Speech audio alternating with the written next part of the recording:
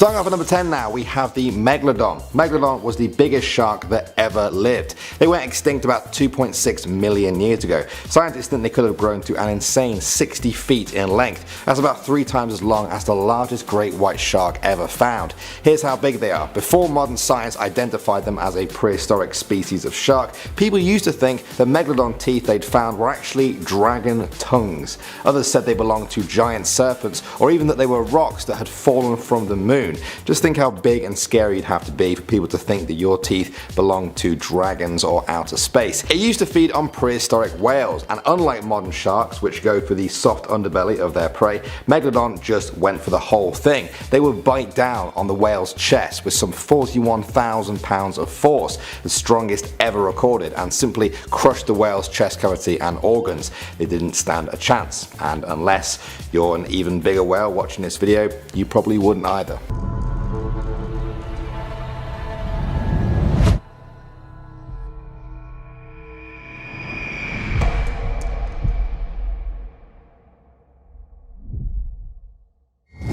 Next up at number 9 now, we have Phobiromus pattersoni. This was a huge rat. Some scientists have even called it Ratzilla. Technically it wasn't a rat, but if you're scared of them, I bet you'd be scared of this. They reached a whopping 9.8 feet long. Their tails alone could reach 4.9 feet. They had the weight to go with it too, often reaching over 1,500 pounds. Like most rodents, they had big incisor teeth. In the case of Ratzilla though, their incisor teeth were about a foot long. It's a good job they were herbivores and used those teeth for plant life. However, I don't think that knowledge would do much to calm people if they were suddenly seen running around the streets at night. Coming at number 8 now, we have the Titanoboa.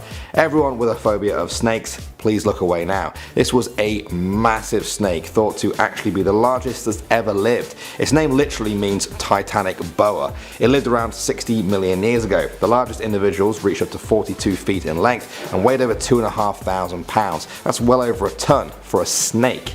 It could grow this big because the Earth's climate was a lot warmer back then. As the climate began to cool over the next few million years, only smaller snakes could survive, and snakes like the Titanoboa began to disappear. Probably a good thing for us humans, because we would not want to be running around worrying about snakes that weigh as much as your average rhino. No thanks. Next up at number 7 now, we have Dunkleosteus. This is a fish that lived about 370 million years ago during the late Devonian period. These things were big, growing up to 30 feet in length and weighing over a ton. What's most scary about them is their bite. This fish could bite down on its prey with a force of some 6,000 newtons. That might not mean anything to you until I say that's almost about 4 times the bite strength of a polar bear. This fish could bite your arm clean off you, including the bone. Its jaws were so efficient they could hinge them open and snap them shut in a matter of milliseconds. If we were to bring this species back to life, people might worry about them more than sharks. At number 6 now, we have the Megapiranha. Unlike a lot of scientific names on this list, the Megapiranha has a kind of obvious one. It was a giant piranha fish that lived about 10 million years ago. They grew to around 3 feet long, and unlike modern piranhas, they had not 1 but 2 separate rows of teeth. Scientists aren't even sure how hard they could bite, but some estimates go as high as 4,749 newtons. If that's the case, they would bite more than twice as hard as a hippo.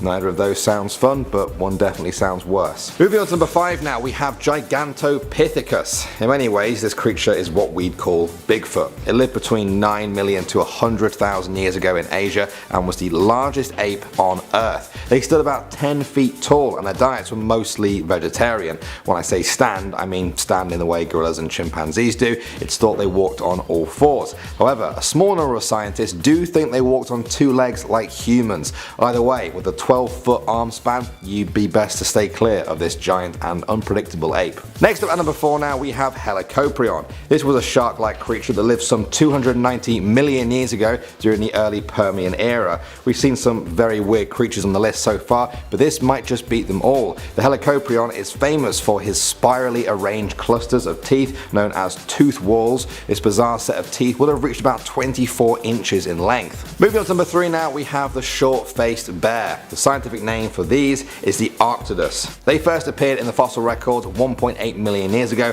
and seems to survive all the way up until just 11,000 years ago. So a pretty close call for us modern humans. One specimen found weighed 2,110 pounds. They stood up to 12 feet tall on their hind legs, about twice the height of the average human male. Their vertical arm reach extended up to a further 14 feet. I could keep giving you guys stats on just how monstrous these bears were. Between those ones and the pictures you're seeing now, I think you get the idea. They were 50% larger than the biggest polar bears in recorded history. Scientists estimate they needed a whopping 35 pounds of meat a day just to survive. If we brought them back from extinction, I'm sure they wouldn't mind human meat being a part of that. Next up at number 2 now, we have the Meganeura. Dragonflies are nice, right? They're pretty cool looking creatures you find fluttering around ponds and rivers. They're a little bit freaky if they land on you, but you know, hey, at least they're small. Not Meganeura though. This massive dragonfly-like creature lived about 300 million years ago during the Carboniferous period.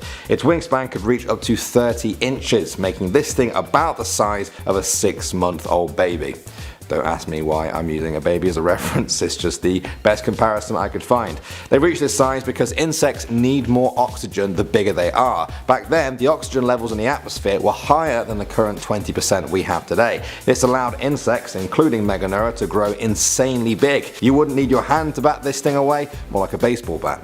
And finally at number 1 now we have Deinosuchus. This is an extinct relation of the modern alligator that lived some 80 to 73 million years ago. That means it was alive at the same time as T-Rex. In fact, it's thought these two actually fought it out back then. They are thought to have been up to 33 feet in length and have weighed as much as 5 tons. It looks like the T-Rex might not have been much of a match for this oversized alligator. There have actually been T-Rex fossils found with massive Deinosuchus bites found in them. Perhaps they were just defending their territories from T-Rexes, or perhaps they saw them as food. Either way, they definitely were not scared of T-Rexes, and so they definitely wouldn't be scared of us. I get the feeling if we brought them back from extinction, that might be where we're heading next. Kicking off the list at number 10, the Steller sea cow. Stellar indeed. Okay, the Steller sea cow was named after George Wilhelm Steller, who discovered this massive creature in 1741 during the Vitus Bering's Great Northern Expedition. They found her right after the crew became shipwrecked. What a lovely surprise to an otherwise horrible situation. They were around over 2.6 million years ago, and they were no match for humans. They only swam about a meter deep, and once humans came into the picture with, hunting and aggression and everything, they were quite easy to hunt. George Steller commented that the animals had an uncommon love for their families, which in turn made it even easier for us to hunt them. Considering the 1-year gestation period, the species just couldn't reproduce fast enough to keep up with our hunting. But this list, we have a little hope now, don't we? Scientists were able to sequence the genome, which could mean we could see the creature again one day. Hopefully. The answer may lie right now in the DNA of a dugong. Dugongs are the cow of the sea. You know what, they're great. Let's have all the cows of all seas back immediately. Number 9, passenger pigeons. The passenger pigeon once ruled the skies over Canada as recently as the 19th century. Billions of these bright orange birds would just paint the skies. They would fly in flocks so large it would block out the sun for a short amount of time. Isn't that beautiful? It's like some Lion King stuff right there. But only a few decades passed and passenger pigeons are now no more. So what happened? Well, the very last passenger pigeon, her name was Martha. She passed away in the Cincinnati Zoo back in 1914. So we took a look at her DNA to see if Martha held any secrets to her extinction. They discovered Martha had a low genetic diversity for such a growing population. Natural selection and hunting obviously just eliminated the coolest looking bird out there by far. A little different than the pigeons we have today, that's for sure. The last one died in 1914, but in 2019 paleontologists found remains of the pigeon protected in indigenous lands in Canada, up in Northwest Territories. They blended passenger pigeon DNA with Archaeopteryx dinosaur DNA. Yeah, we're bringing back pigeons with a hint of dinosaur. What could go wrong? Number 8, the woolly mammoth. It was announced only months ago that a team of scientists and entrepreneurs over at a company called Colossal are planning to bring the woolly mammoth back to life. That's just the thing we need right now in this world. Out of all the problems, we're like, you know what could solve it? The woolly mammoth, for sure. That'll bring jobs back. The Siberian tundra thousands of years ago was once full of these woolly mammoths, but climate change began to slow them down just a little bit. And humans also needed food, so that surely didn't help. These guys provided warmth and, well, look at them, obviously a lot of food. Genetics company Colossal raised over $15 million to try and bring this thing back to life. Honestly, I hope it works, but then, I mean, now what? All these things are great scientifically, but it's like, and then what? Number 7, the dodo bird. Speaking of the devil, we're definitely gonna eat these guys. Dodo birds were once big and beautiful. These flightless ground nesting birds once filled the island of Mauritius, located in the Indian Ocean. They had massive talons, they were big, gray, and blue, and they didn't have any natural predator, which is pretty sweet. They didn't have one until we came along. Around 1507, the island was discovered by Portuguese sailors, and, well, the rest is history. They were the easiest bird to hunt, hence the phrase dead as a dodo. They weren't just loved by sailors either. We're not just 100% here to blame, you know. Monkeys, rats, pigs, any animal that made its way to the island easily had their eggs for lunch. So yeah, it didn't take a long time for the dodo bird population to be completely wiped out. The last dodo was hunted in 1681, but can we bring back the dodo bird? Are we doing it? I think we're gonna do it.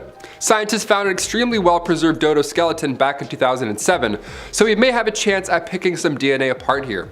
A research facility near Melbourne, Australia is currently trying to use pigeon genes to bring this bird back to life. I mean, I'm all for the idea of bringing back an animal. Scientifically, that's a feat in itself, but do we really think nobody's gonna make dodo chicken wings? I'm just saying. That's just a problem waiting to happen. Number 6, Pyrenean ibex. The last Pyrenean ibex was a female named Celia. A falling tree sadly killed her in 2000. She was a subspecies of the Spanish ibex, and the Pyrenean ibex were native to the Pyrenees Mountains on the border of Spain and France, as her name hints towards. Back in the medieval ages though, their population was reduced drastically to an endangered level. So it wasn't just recently, it was way back, you know, because of, again, we got hungry. They were all over the place, and knights and swords and bows and armies to feed. They were hunted down, sadly. Disease spread by humans also played an important role in their demise during this time. The Pyrenean ibex was successfully cloned and brought back from extinction for 7 minutes. So we actually did this one. DNA from the last living lady was implanted in the womb of a domestic goat. Lung complications are why the clone didn't last, but listen to what I just said. They made a clone. 7 minutes is a start. I think I can handle a clone of myself for 7 minutes, and then after that I'm tapping out. Number 5, Tasmanian tiger. Once native to Australia, the Tasmanian tiger, also known as the thylacine, it was a massive carnivorous marsupial that went extinct around the 1930s.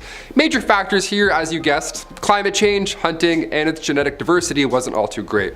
It was sad on one hand because these beautiful creatures disappeared so recently, but it's recent enough that we have a shot at bringing them back. So we're like, but maybe. Yeah, imagine looking outside and seeing this thing on your front yard. Are we ready for this? Specimens still remain preserved in jars. Thank God for those jars. About time we open those things up, right? All those jar guys are like, finally, pull this one out.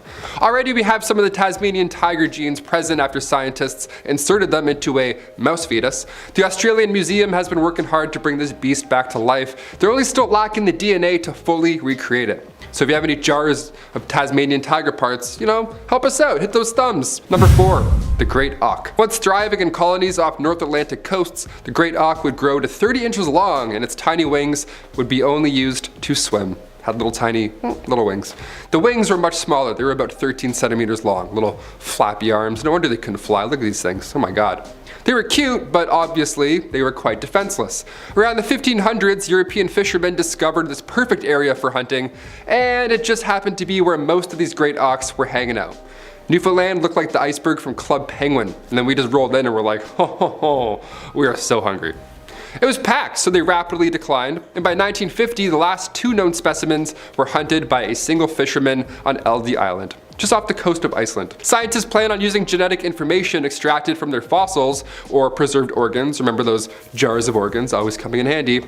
They plan on editing their DNA in the closest living species, which is now the razor-billed auk. The organization Revive and Restore is behind the wheel on this one, and I'm hoping they pull it through. Number 3, the moa.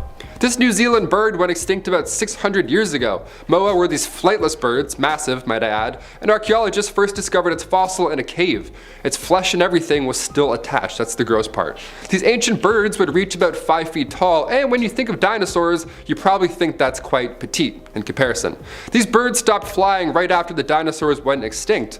Interesting timing. According to biologist Matthew Phillips from the Australian National University in Canberra, these birds safely roamed the land after they didn't need to make these daring dino escapes in the sky. They walked around, got fat, and would hang out in caves. Honestly, pretty ideal. Phillips says this is an advantage when it comes to birds and evolution because wings, be it big or small, kill energy. So it might seem a little depressing to watch a creature lose the ability to fly, but it's because they're eating good, they're comfortable now. Scientists have now found more moa DNA from ancient eggshells, so it's possible that we may see these fatties soar the skies once again. Number 2, Megatherium. aka giant ground sloths. That's a bit of a nicer name. Yeah, sloths. Let's bring those back. Wait, they're already here. I'm confused, Taylor. Sloths used to be a lot bigger than we think. We often look at them now for being so slow and silly. The movie Ice Age or Zootopia, they sure didn't help their case. Now, of course, the giant ground sloth is closely related to our modern three-toed sloth, but luckily for us, today's sloths aren't that big. They're not the same size as an elephant, which is pretty sweet. That would be a horror film. If a giant elephant-sized sloth started to climb that tree, slowly, might I add, I'd be sick. We may be able to bring this one back, although they died off 8,000 years ago. DNA samples were extracted from their hair remains, so the next step now is to develop a fetus in an artificial womb. That's the hard part. That's where science and technology might just do the rest. But as of right now, we've got a pile of hair. We're like, maybe. And finally, number 1, the gastric brooding frog. I'm a big fan of frogs and toads, all that stuff. Except for when they hatch eggs out of their back. That's arguably the worst thing I've ever seen in my life. We'll maybe show you after, maybe, I don't know. These gastric brooding frogs would swallow their eggs and then hatch them out of their mouth. So if you watch them give birth in reverse, it would be pretty confusing. That would be a horror film. They went extinct back in 1983, but scientists have figured out how to implant these dead cells into a fresh egg from an entirely different frog species.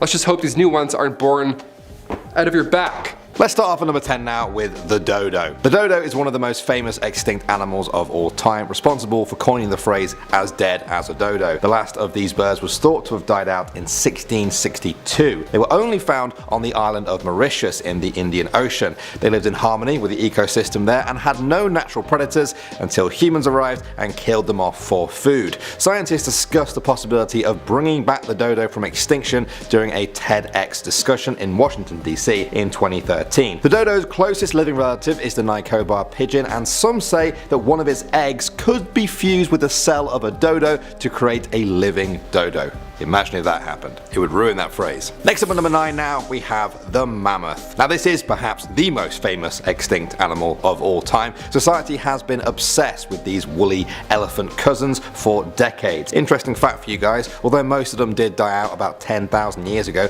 a small population of mammoths survived on Wrangel Island off the coast of Russia until just 3,600 years ago. That's nothing if you think about it. Humans were running around at the end of the Bronze Age during then. Anyway, because of how recently they died out and how many of their bodies became frozen in the permafrost, scientists have actually been able to extract cells from mammoth remains. The plan is then to splice specific mammoth genes into the genome of an elephant embryo to create a sort of mammoth-elephant hybrid with all the mammoth traits we recognize. Now this isn't just for no reason either. Some scientists say that these new mammoths could help prevent tundra permafrost from melting and releasing huge amounts of greenhouse gas into the atmosphere. Moving on to number 8 now, we have the thylacine. This species died out in the 1930s after being hunted to extinction in its native Australia. It may look like a dog, but the thylacine actually belonged to the marsupial family and was a relative of kangaroos and koalas. A group of Australian scientists led by Michael Archer have previously worked on bringing back the thylacine from extinction. They called themselves the Lazarus Project. Their efforts only managed to capture some of the fragments of the thylacine DNA though,